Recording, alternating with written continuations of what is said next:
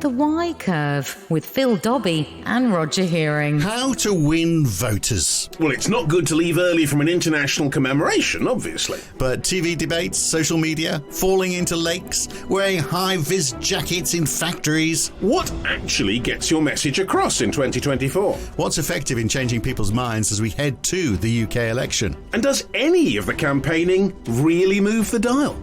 The Y Curve. Well, it's a good question, isn't it? I mean, everything has been tried. In this election and every other election, I feel like there should be a law against involving small children. Really? Why? It's just politicians and small children. The kids look Politicians are in many ways small children. So, exactly. Well, maybe they're with their kindred folk, perhaps. Well... But it is all just so fake, isn't it? Look, I relate well to children. Yes, but you set off you have to roll your sleeves up for a start. Yeah, obviously, you're Rishi Sunak, very important, obviously. Yeah. And you talk to small children, or you go into a factory and you have lots of people in high-vis jackets all around you, ideally with helmets on, maybe glasses as well, so you're part of the industry. Whatever happened to just being a genuine bloke or a genuine lady? What happened to just being an ordinary person who just approaches the whole thing as anybody else would do? I think the problem is they are all so trained to the hilt about what they can and cannot say. They've got advisors. Yes. Obviously, in Rishi Sunak's case, very bad advisors. You'd think, wouldn't you? You would. And then you're thinking, well, any ordinary bloke. So let's go. I mean, it's ancient history now, but if you go back to, the D-Day celebrations, if your advisors had said, "Oh yeah, just duck out early," you'd be going, "No, I don't think that's a good idea." But that's, you see, the optics. Like ordinary people, they're trained. Part of the training is be visible. Part of the training is knowing this stuff. Yeah. So in fact, they're not like ordinary people. Ordinary people might say, "Well, yeah, I fancy the evening off." You've got to be non-ordinary. But also, does any of this matter? I mean, the posters, the falling. There was Ed Davey falling into a lake and coming downhill with his legs akimbo on a bicycle and that kind of stuff. Is it stunts that work? Well, we remember, don't we? We remember it. We remember him as the man who had his legs akimbo. Yeah. And what about posters? What about social media? Does that make any difference? Well, I think it does. Not to you, because you're not on social media. Well, I am, sadly. Rather too much, probably. But, I mean, is that actually the battleground? Is that actually where it's all being fought? So you might be watching it on TV news, but what proportion of the population is actually not watching that, and what they're getting is what's portrayed in social media? And is that where the real fight is happening this time? Or do they pick up their newspapers? I mean, nobody reads newspapers anymore. Do you remember The Sun, what won it? One of the elections in the 90s, in fact. Yeah, wouldn't be anymore, would it? No. So what actually does change? Because in the end, you've got to change somebody's mind to try and win an election, haven't you? And then there's all the slogans which you've had in the past. So, I mean, in a former life, I was an ad man for a while. I was a partner in an ad agency. And it's very simple advertising, really. That's why I was able to do it quite successfully. You just have one message, you just repeat it over and over and over again. Yeah. But you've got to make sure you get the message right, because otherwise you're just doing untold damage. But the idea is, it's got to be emotive. It's got to get people to go, oh, yes, I can identify with that. You connect with people somehow. And then you just repeat it ad nauseum. But do people listen to that? I'm not seeing that this time. Yeah, but do people listen to that and they go, oh, gosh, yes, I was going to vote for Rishi Sunak, but now I won't. I'll vote for Keir Starmer. Is that how it works? I mean, it doesn't feel like it works that way. No. People have pretty, you would imagine, well-tuned ideas already. But I feel like this time, like the Labour Party, I think, are sort of on the verge of a good idea. They've just not used it well. So if you go to the Labour Party website, which, of course, nobody does unless they're researching a podcast. Yes. And the top, they've just got one word, change. Yeah. And that's it. That is exactly, that's all anybody wants right now. Yeah. He could say, by the way, we are going to kill small children. Sorry about that, but at least it's change. And people would go, yes, we want change. Shame about the kids. Yes. But we want change. Collateral damage. But yes. So just that one word, if they just ram that home everywhere, we are for change. But that suggests, people's attention spans are tiny and their ability to comprehend is tiny. It does. Maybe it is so. That's what the advertising industry has been assuming for a very long time. But yeah, so anyway, where are we this time? Indeed. It does feel like a muddled campaign. It feels like a muddled campaign, and one that hasn't got any of the absolutely key killer quotes. You remember, Labour isn't working. That goes back to 79, or the devil eyes thing, which didn't work, and they were trying to say that about Tony Blair. Yeah. Well, let's find out about this from someone who has made a study of it, in fact, what works and what doesn't. He's Dr. Matt Walsh, head of the School of Journalism, Media and Culture at the University of Cardiff, and he joins us now. So, Matt, do you think it's just like running an advertising campaign? Is it, that if you're trying to sell breakfast cereal, you've got to come up with a catchy slogan that resonates with people? Is it just the same, do you think, for running an election? It's certainly similar in that you've got to have a message which is going to be appealing to people. You've got to have an image that's going to be appealing to people. The difference is, unlike selling soap powder or whatever it might be, is that you've got to buy into people's ideologies as well. So it's making a sense to people of their vision of the world, trying to provide something that gives them a real sense of, I can buy into supporting this particular party because it reflects my values, it reflects the way I think about the world. It isn't just a question of it's going to get my T-shirts a little bit whiter looking. Yeah, but ad agencies would say it's a bit more than that, though, wouldn't they? They would say that, we are trying to get the emotive response. We're trying to get to the very essence of our brand, so it evokes something in people. They'd say it's exactly that. Phil was in advertising, by the way, Matt. That's why I know it's all bullshit. That's yeah, exactly, and I think that's true. But I guess it's the people don't define themselves in quite the same way, I would suggest, by their purchases as they do when they're thinking about their vision and ideological approaches to the world, whether or not they think, this is how I think governments and countries ought to work and ought to run themselves. It's all about social justice, it may be, or it may be about the defence of the nation. All of those sorts of ideas are really important and are kind of fundamental to the way we think about it ourselves. And so, do they have to be? I take your point, because you wouldn't have someone going, "Oh, you use Persil, do you?" And I'm probably not going to associate with you very much anymore. Whereas we do take that stance, don't we? With we make with judgments politics about people by how they. So is it where they are? So is being divisive, is that part of the secret sauce then? Certainly, one of the options here is not only to be inclusive, to have a big tent that brings everybody together, but it's also sometimes to define yourself by what you're not, what you're against. So you might well be saying, well, do you know what, we're not in favour of socialism, or we're not in favour of immigration. All of those sorts of ideas may be in the mix. So that sort of kind of sense of we stand in opposition to certain ideas. Wokery, for example, that's a big one, isn't it, at the moment, that's being bandied around all over the place.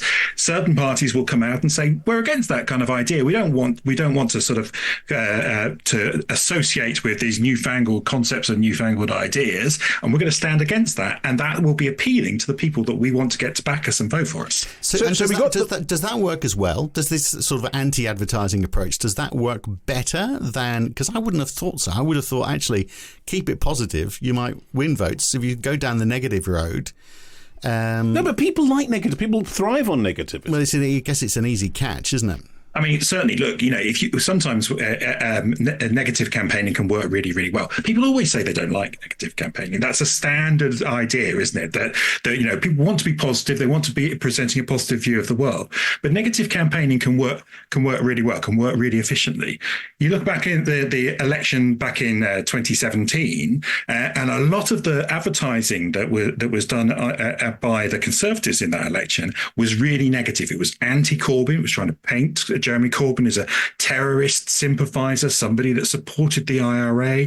It was very, very negative about Diane Abbott. Do you remember the interview that she did with LBC where she got the numbers wrong about policemen? And they use that. The Conservatives use that a lot to sort of show: do you really want this person who doesn't appear to know the numbers properly to be in charge of the Home Office? So negative campaigning can really work. Those were really popular adverts when they came out on Facebook. Negative ads on Facebook were really popular. And really got a lot of currency. Labour isn't working. Yes, 1979. That's a great goes back a long example. way. Yeah, absolutely. But, I mean, with Matt, we've got them. Okay, so the message, as we've sort of established, has to be either positive or negative, but fairly simple. But what about the delivery? Because that seems to be the thing now. I mean, we back in the day there were drafty church halls and people making speeches, and then there were pamphlets, and now we have TV debates, or we have social media, of course. The delivery of that, does Does that matter? Does it make much difference? How has that developed? Yeah, I mean, things have certainly moved on. I mean, the days when it was all about the stump speech are long gone. We've long had a mediated political world, haven't we? Where the way in which we learned about what politicians thought about the world came to us through television or through newspapers or through radio. Now we have went into a world where not only have we got that still exists, that's still happening, but also the politicians are also trying to speak to the voters directly themselves, so they can have their own audiences which they can look after and curate on Facebook or on Twitter, or X as we must call it these days. They can have their own audiences there where they can speak directly to us and tell us what they think about the world. And some politicians really play into that. They really work on the basis that we're going to get a bad hearing in the press. The press are basically against us. So therefore, we're going to try and circumvent them completely and speak to our supporters through social media. Nigel Farage is really good at that. Jeremy Corbyn was pretty good at it as well. So some politicians, it really works for them as a kind of mechanism for speaking directly to people. And the delivery of the message has got really sophisticated, hasn't it? So now parties spend large amounts of money making their own video content. So there'll be cameras and photographers following around the party leader, trying to get good pictures of him or her at the various events that they go to, that they hold, interacting with the public, all of those sorts of things. They're going to want to try to get good images that they're going to put up on Facebook or on other forms of social media to try to kind of engage with those audiences, to try to get them to really understand. Can you go too far with that, though? Because Rishi Sunak, I mean, almost from the day he moved into number 10, he obviously employed a photographer who was going to follow him around, somebody who's, who said, well, I specialise in very narrow depth of field in very strong lighting, because he's got these sort of like, these almost like there's been a creative team framing every single photograph that Rishi Sunak has been in since he came into number 10. I mean, and they put those up on social media and little films too. There's the TikTok shots of film of him dancing around inside number 10, that kind of thing. And it all just seems so fake, doesn't it? Yes, I think lots of people will have a problem with that for feeling a bit fake. But I think that, you're right. He absolutely has got a creative team who are working on those ideas and working on those visions. From the video that you referenced from last Christmas of him alone in number 10 playing cricket with his Coke cans and all that sort of stuff. I mean, that was clearly put together by somebody who's got a creative nous, who understands how to tell a story and how to put something across that's positive and is going to reflect well on their principle. On the other hand, you're right, it can feel fake. You can feel that, it's a bit too much. And so we've seen some videos, haven't we, already in this election of Rishi Sunak, standing in front of a flip chart saying he's going to go through Labour's policies and show you why they don't work, which Labour immediately ripped off and put their own policies there and sort of said, here we're showing the positive side of it. They spun it back at him. So sometimes these things work and sometimes you can try and be a bit too clever and come a cropper. Yeah, we think back to the Edstone of Ed Miliband's campaign, which was, whoever came up with that idea, but that really was a stone round his neck in the end. But it's hard to tell. My favourite one is not Flash, just Gordon. Oh, yeah. When they're trying to get, And that worked, didn't it? Yeah, yeah. But I mean, again, it's the slogan idea. And I feel like we're not seeing that this time. There's not that big Labour isn't working or take back control or Barack Obama saying, yes, we can. They all of these were messages that were just repeated again and again. And neither party seems to have that. Well, I suppose Labour are digging deep on change, aren't they? And the video that they released when Rishi Sunak stood in the rain in Downing Street announcing the election date, the video that came out straight away from Labour was absolutely around change. It's all about change. We are the party of change, and that's obviously a positive one for them to try and work with at the moment. Rishi Sunak has obviously also been trying to cast himself against as a change candidate because that fits quite well with his vision of himself. It's difficult to do that when you've been in power for 14 years, though, isn't it? It's hard. Yeah, if you're all about change, why haven't you changed so far? The questions write themselves. Well, one thing he did change was he changed his jacket, didn't he, when he came out of the rain? But I mean, the fact that it has just been a one-person party as well, it seems to have changed a little bit now. But should it just be one person? I mean, it was with Boris, wasn't it? It clearly was with Barack Obama. It was with Tony Blair. Do you need to have somebody who is likable, at least? Well, I mean, Keir Starmer's just... Ed Davey? Yeah, I mean, there's no strong personality there to drive the politics in any of these parties, is there? Not like, some of those people I've just mentioned. Yeah, I mean, it works well if you've got a good candidate, doesn't it? That's where it works well. I mean, when I remember I did some interviews with a couple of years ago about the 2019 election, and people from the Conservative Party who worked on their digital operation were singing the praises of Boris Johnson as this brilliant candidate with this ability to connect with people, the real Heineken politician kind of idea, and all of those sorts of things worked for him at that stage, and then worked against him once he began to lose his popularity. And so some of those sorts of ideas of working and really focusing on a kind of presidential campaign of a single person, the candidate that everybody's voting for, works well if you're working with someone who's got that common touch. But it falls apart slightly if they lose their popularity, or if they're, like Theresa May was, a bit wooden on camera, not really coming across well. Well, yes. No. I mean, it's interesting you mentioned the presidential thing, because the debate, the TV debate, which has been a big part of campaigns in recent years, and we've seen 2 or 3 of them already with different groups there, they often look quite wooden, a bit uninspired, a bit awkward, a bit confected. Do they work as a means of convincing anyone, do you think? Well, it's a bit like election campaigns as a whole. There's always a big question regarding election campaigns as to whether or not they ever change anybody's minds. Do voters go into election campaigns having already basically decided who they're going to vote for? There's quite a lot of literature that suggests that actually that is the case, that it's very rare that an election campaign will change the voting intentions of the public.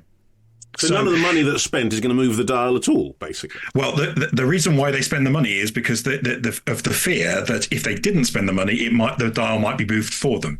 So if you choose not to campaign, what happens? Would you lose as a result? So that and there's quite a good example, isn't there, from recent history, which is 2017, where everybody thought that it was going to be a procession for Theresa May, but it actually turned out to be a really difficult campaign.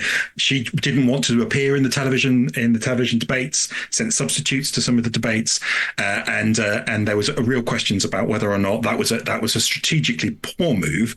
And then when she found herself in trouble over the dementia tax, as it was branded at the time, there was no one to save her. The campaign fell apart around her.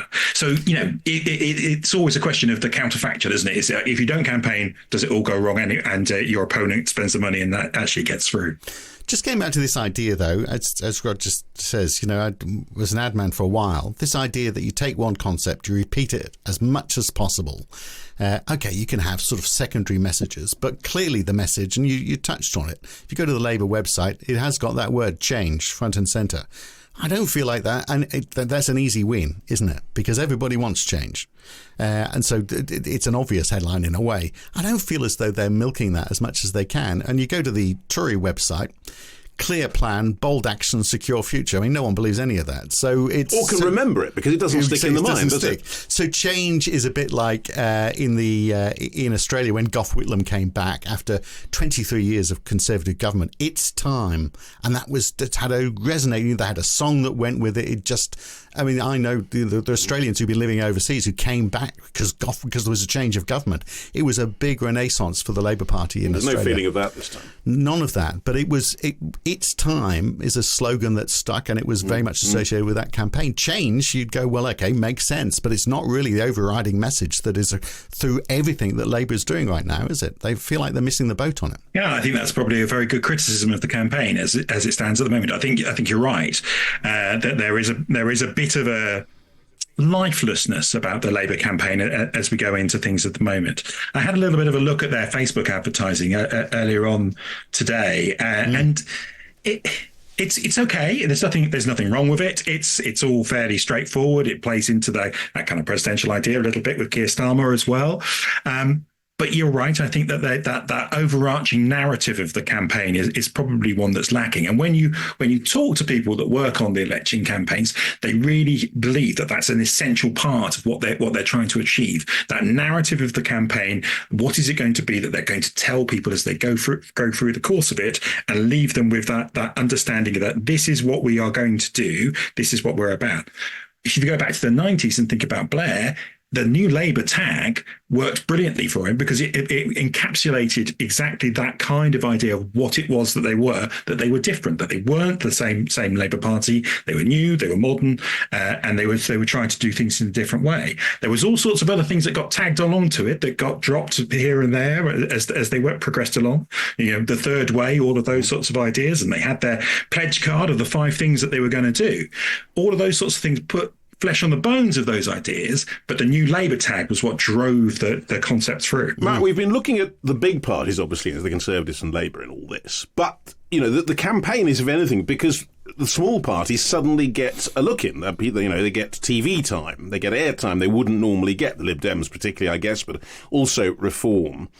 Where those smaller parties have potential, they've got to campaign pretty hard. It was interesting you mentioned about Facebook. Apparently, I think Reform are doing very well there, partly because Facebook has quite an older clientele now in many ways, and they're working hard on that. But what are the mechanisms of small parties? You've got the Lib Dems, it's the stunts, isn't it? It's Ed Davey cycling downhill or falling into a lake or knocking over some boxes.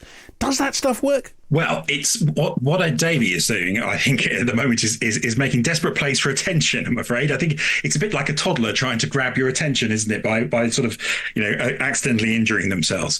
So, sorry, Ed Davey, that's a bit harsh, but I think there is a little bit of that going on. He hasn't gone that far yet. Maybe, Not yet. Yeah, maybe he'll end up in hospital just as a last ditch, the crescendo for the whole campaign. Yeah, so it's that attention that they're trying to grab. That, what the small parties want from the TV debates, in particular, where they get a chance to appear there, is for that one moment where they grab the public's attention. Do you remember back in 2010 with the first election debate? There was Clegg mania. Nick Clegg was this sort of new guy. No one really kind of. I agree with Nick. That's right. Gordon Brown and David Cameron competing to see who could say it the most times. But it turned out to be ephemeral, didn't it? Although there was a real sense, and there were some polls that came out that put, the Lib Dems ahead of the Conservatives at one point. All of that stuff, it turned out to be ephemeral. And when we actually got to election day, the performance was good, but it was basically in line with how the Lib Dems generally performed.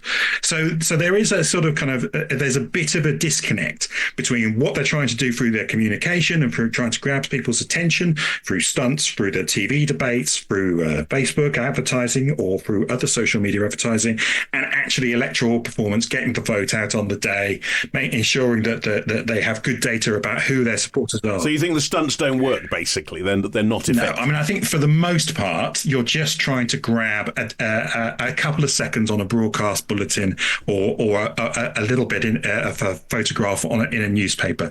They don't really work in terms of cutting through, unless, of course, they go horribly wrong, in which case they're more likely to cut through. The bacon sandwich and Ed Miliband is one good example, isn't it? I mean, potentially the defining image of this campaign is likely to be the sodden Rishi Sunak standing in Downing Street. I mean, all of those things, when they go wrong, there's more chance that they will cut through. Yeah, and it's because it's dependent on you talked about the presidential approach, but we've got that, haven't we? I mean, I noticed they're trying to use Rishi Sunak a little less and trying to promote the strength of the cabinet, which might be onto a bad thing there as well. But because I don't think any of them are particularly popular right now, are they? But we seem to be stuck on this approach that they have in the United States. But I mean, it's this. I think it's the same the world over. It is the personality, right, as much as the policies. Really. Yes, and it's a mistake to think that's a completely modern invention. That's been around for some time. Margaret Thatcher was campaigning in 1979, doing things like this. Going out to hug calves in fields and things along those lines, in an effort to appear more human. So all of those sorts of things have existed for a long time. I think it's not something that's been around recently, but it's certainly true that the two big parties, the Conservatives and Labour, are at the moment trying to sort of draw on other figures apart from Keir Starmer and Rishi Sunak, and that is partly because the candidates themselves are not that popular. Well, we mentioned digital a bit in a way, and obviously the new media and social media and how it works. But Matt, not that long ago, we were talking in US and UK election terms about the ability of digital monitoring as a way of campaigning in a much, much more efficient way than ever was possible before. You literally would know to a street who votes, what their profile is, who to target, and what measures to target them on. You know, you'd put particular messages to particular people, and this was going to revolutionise the whole world of political campaigning. But it doesn't, again, feel like it this time. It doesn't feel like the parties are looking at people. Seeing it. Maybe it's because you're not seeing it. Maybe there's a sort of like a underground war that's being fought that we're just oblivious to. Because the beauty of online, obviously, is you can tell something to somebody and nobody else who you don't want to know about it knows about it. So you can pander to whatever you want to pander to. You know, if you want to have the racist overtones, you just target it at people who've got racist overtones, and no one's going to complain about it because the people who would complain about it don't see it. Is that happening, Matt, at the moment? Do you think is that kind of in-depth personal stuff going on? Well, I think there's two things here. So firstly, micro-targeting, this sort of idea that you would be able to sort of sell your candidate down to sort of street level, was always slightly overblown, I think. I mean, it is certainly true that there is a lot of control that you can have over who sees your advert on Facebook, but it's not more than you would get through normal advertising or marketing. It's not that there is some extra special source that's there that isn't available to other people.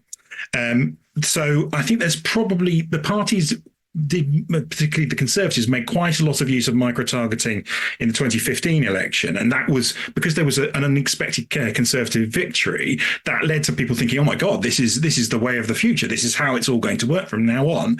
And actually, it's not really been the case that micro-targeting has delivered results for parties subsequently to that. What they've tended to focus on is much more the organic campaign, which is you put stuff onto Facebook or Twitter, and you look to see whether or not those messages will be picked up and passed to other people. So, you know, you're talking about, you know, you're going to vote for the Labour Party, and you talk about it on Facebook, and your auntie sees that and she thinks, oh yes, well that's good. Maybe I'll vote for them too. So you get that kind of message being passed on.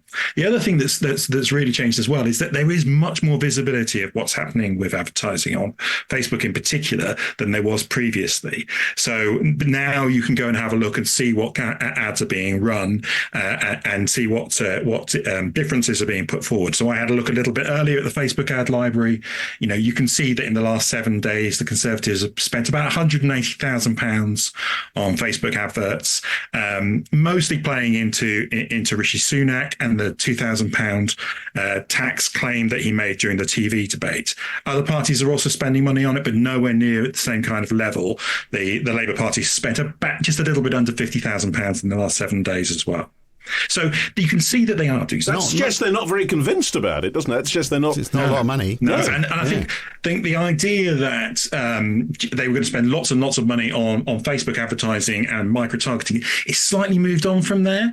And the way in which the Labour Party in particular approached the last election in 2019, their kind of report that they put together after the election was really critical of the way that they handled digital campaigning, and basically said that they were just not talking to the right people. They were just talking to their supporters.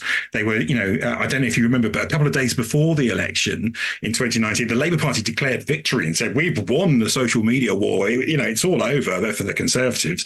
And obviously then a couple of days later went into had the worst results for the Labour Party since the 1930s. So, you know, it doesn't always, again, it's that kind of disconnect. It's that disconnect between what's happening virtually and what's happening with the sort of supporters who back you, and actually getting to the people who you need to persuade to actually go out and vote for you. So you don't think there's sort of like any subterfuge going on, that the Tories are quietly I'd never all vote. That's the nature of subterfuge. In the background, the Tories are there saying to people who might leave them to go to Reform, Are they there saying to them, well, look, we can be just as forthright when it comes to immigration as they are. Just vote for us. You don't need to go their way, without that being widely available to people who might not like that. You're assuming message. a level of competence that the Tory party hasn't.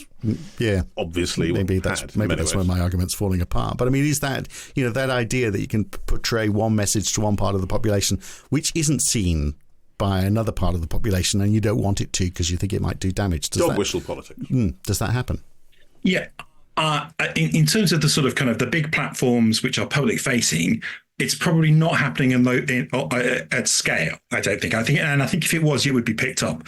Where there may be things that are going on, maybe are using things like WhatsApp, well, so peer-to-peer communication, where it's much more difficult to see what's happening. So you may well be getting people passing around messages between WhatsApp communities, sort of saying, this is vote for the Conservatives because if you do, we can be much harder on immigration. So then those sorts of things might be happening in there that we wouldn't necessarily be able to see because of the encrypted nature of peer-to-peer advertising. But in terms of the big, and if it's spread organically, it could be the basis of it could be a lie, of course. Yeah, absolutely, and it would be really hard to spot. So those sorts of the big kind of questions about misinformation and disinformation, so propaganda or lies that have been passed around, that people have been talking about with this big election year, both here but also in America and India and elsewhere, is this kind of idea that this peer-to-peer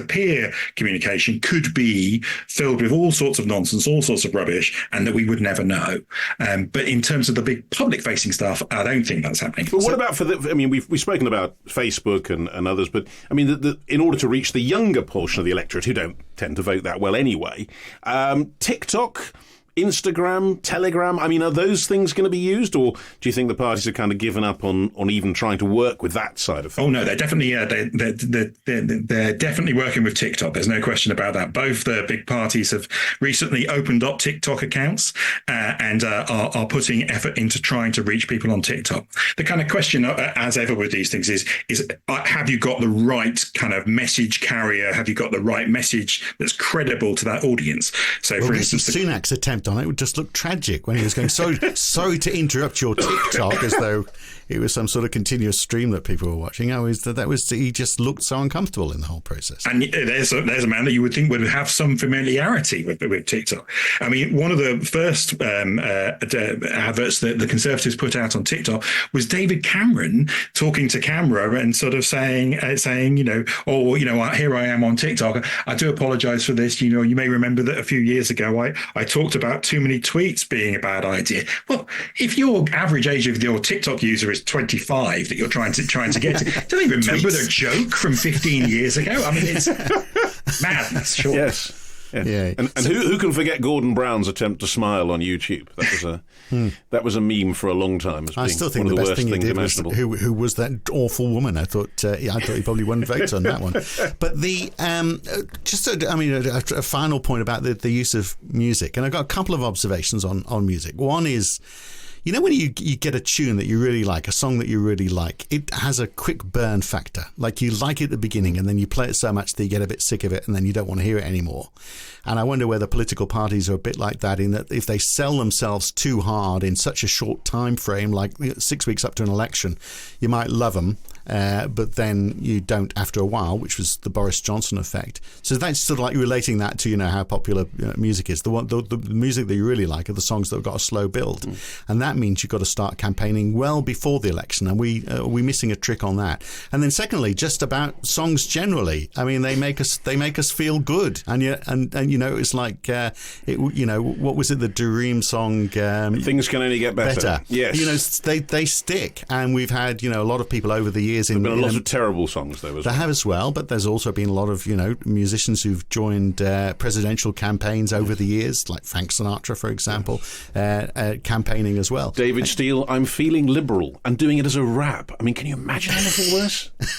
So both of those, sort of like just the slow build effect and the use of music. What do you think on those two things? Yeah, I mean, I think there's no question that the short campaign, that's the 25 days before the election is called, before the election takes place, is a place where you're finalising the deal with the voters, isn't it? It's the point where you're trying to throw everything in to get people to go out on election day and to get your message across to people. There's always this question as to how much the people really pay attention to politics outside of election campaigns. And even in election campaigns, this is hence the repeating of the kind of concepts and repeating of the ideas again and again and again until everybody's sick of them, is that, people don't really pay that much attention until the last few days usually. It's really at the end moment that they really tune into things. So you've got to have that kind of long tail of before the election campaign really gets underway, where you've been pushing your ideas and pushing your concepts to the public as much as you possibly can. And I think for both parties in this election, that's been a bit of a problem. Labour, because they spent so much time changing who they are since 2019 and changing the party, and the Conservatives, because they've just been through so many iterations of the party in the last 5 years that it's hard to have a consistent message. Music, is obviously a fantastic way of capturing those things. I mean, but it is also true that it's one of those things that doesn't always. It's hard to do, except for to do it organically. So the dream that things can only get better was something that wasn't done. It wasn't written for the campaign. It was something that they adopted and kind of happened despite the Labour Party rather than because of the Labour Party. And it's hard to get somebody to write you a good song. You might you might end up in a situation where you got some terrible old has-been who's knocking out some awful track for you, which only makes you look more foolish rather than on the cutting edge of things. Rishi Sunak needs Taylor Swift to write him a nice little. I don't think that's going to happen, is it? No? But I think, it would turn the whole thing around, wouldn't it? But little else will. Matt, thank you so much for being with us. We will see. Well, what does prove to be effective campaigning wise, if indeed anything has. Maybe the votes have already mentally at least been cast. Yeah, what do you reckon, Matt? Have you picked a winner yet? I think if it's anything other than a Labour Party victory, the pollsters will all be looking for new jobs, because the polling is astonishingly in their favour. Perhaps Keir will sing as he goes into Downing Street. There was the David Cameron hum that became a real thing, wasn't it, at the end of the Brexit vote? So there is possibility of music. On which note, all right, like good that talk, one. Matt. Thanks, Matt. Yeah. Cheers. Bye-bye. So anyway, so what about just the slogan for Labour? Just give us the job. Yes. Let's just get on with it, or something like that, because we're all desperate for it to happen. The point you make about job is interesting, because if you give someone a job and their job is to manage a multi-billion-pound department of government, and they have never managed anything perhaps beyond a parish council in the past. Exactly, yeah. And suddenly on, day one, and pretty clear there's going to be a change. In 100 days. Yes, suddenly they're in charge of stuff. Suddenly they make decisions. In most companies, in fact, you start a new job, you'll be on a 3-month probation. Well, maybe we should do that. And maybe a bit of training. Well, that's the point. Should the politicians who are coming in now, and it will almost certainly be a whole new bunch who've never actually been in government, should there be training for politicians? Yeah, should they at least know what the hell they're doing before they start it? Yeah, a lot of them won't actually, have been into Westminster at all. They will be brand new MPs who find themselves in the governing party, suddenly making a decision, potentially making votes on things, but also running things. That's the weird thing. When you've reached this stage, I remember this was true with the Labour government's 97. There were people who the Labour Party hadn't had anyone in government for so long. Nobody had ministerial experience at all. Yeah. Well, wasn't there that moment when Tony Blair's wife came down to the front door to get some milk out. And then whether that was staged or not, or whether it was just like, they looked ordinary at that point. Yeah, we had. But you do have people who have no experience in this, and there have been suggestions that people should be trained. That politicians from whatever party, with whatever their programme, on just the sheer way to administer stuff, right, and see if that works. Well, wouldn't it be a good idea if they studied that before they stood? Well, maybe, or at least... maybe we ought to say, look, if you want to stand, you have to do a course. Course, yeah. And, I'm not sure that would be popular. And maybe it should be a 2 or 3 year course, where you learn the ins and outs, and then might lose a load of them. that might not work. and you have to pass exams. Oh, imagine. And you can stand, but you haven't passed the exam, I'm afraid. Yeah, so that's it. That's why you failed on the IQ test. Or is all this actually anti-democratic? In the end, we get the people we vote for, after all, trained or untrained. Yeah, and there's a bigger question then: does democracy work? Well, there's another one. Yes. Should it be actually an assembly of experts who rule us all? Well, hopefully not. But maybe we can make the people who rule us a little bit more expert in what they're doing. That's what we're going to be talking about next week. On the Y Curve, we'll see you then. Thanks for joining us today. We'll see you next week. Bye. The Y Curve.